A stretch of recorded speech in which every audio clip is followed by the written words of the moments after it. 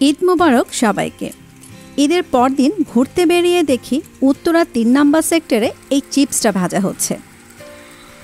এই চিপসটা প্রথম খেয়েছিলাম সিঙ্গাপুরে, ওখানে এটাকে বলে পটেটো টুইস্টার্স।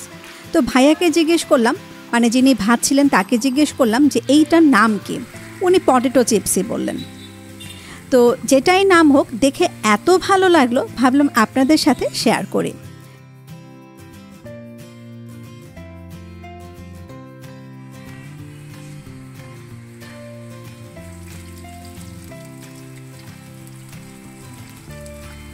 দেখতে পাচ্ছেন কত সুন্দরভাবে কেটেছে।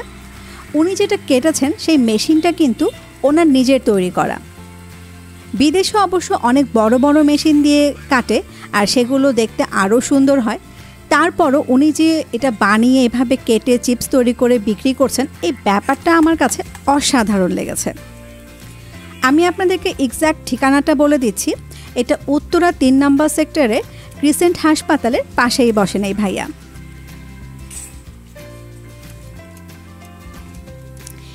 এই পটেটো টুইস্টারগুলোকে অনেকে অনেকভাবে সার্ভ করে, কেউ মেয়োনিজ দিয়ে, কেউ সস দিয়ে, আবার কেউ শুধু বিট লবণ দিয়ে। তো এই ভাইয়াটা শুধু বিট লবণ আর সস দিয়ে সার্ভ করছিলেন। বিট লবণ দিয়ে কিন্তু অসাধারণ লাগছিল। শুধু কাটার প্রসেসটা একটু ভালো করে লক্ষ্য করুন, কত সুন্দরভাবে কেটে যাচ্ছে।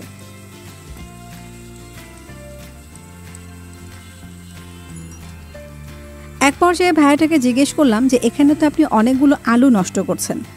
উনি চট করে বললেন, নষ্ট হবে না আপা, এগুলো বাসায় যে তরকারি রান্না করে ফেলবো।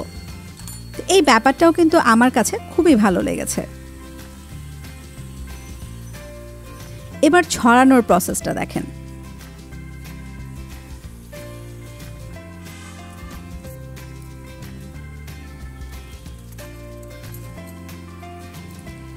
বিদেশে যে মেশিনগুলো দিয়ে এই আলুগুলো কাটা হয়, সেখানে এই কাজটা কিন্তু মেশিনেই হয়ে যায়।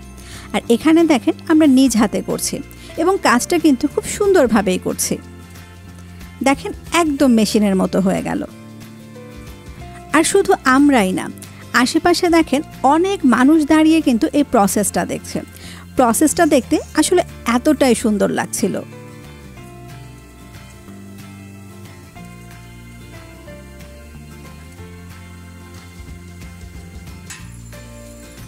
আমাদের ঢাকার স্ট্রিট ফুডগুলোর দাম কিন্তু খুবই কম থাকে, এটারও দাম খুবই কম, এক একটা স্টিক মাত্র 20 টাকা করে।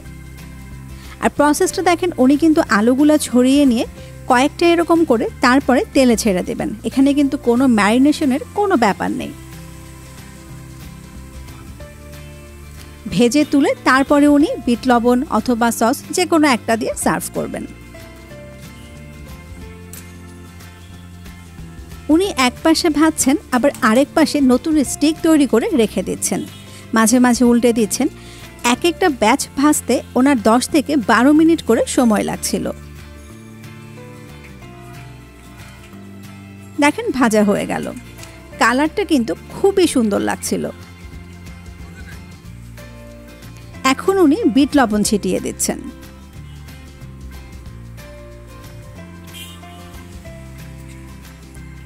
এমন অবস্থা হয়েছিল যে উনি ভেজে কুল পাচ্ছিলেন না, ভাজতে না ভাজতেই কাস্টমার এসে দাঁড়াচ্ছিল। আর একটা আলু থেকে কিন্তু এরকম একটা স্টিকই তৈরি হয়।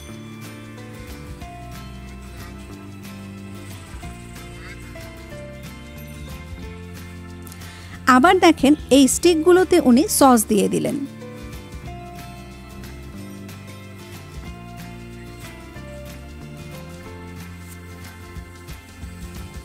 কেউ বাসায় নিয়ে যেতে চাইলে আবার দেখেন এই যে পলি ব্যাগে করে উনি চিপসগুলোকে পার্সেল করে দিচ্ছেন।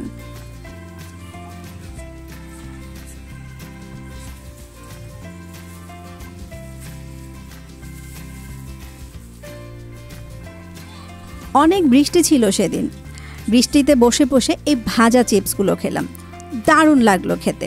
আমি চিপসই বললাম ভাইয়ার ভাষাতে।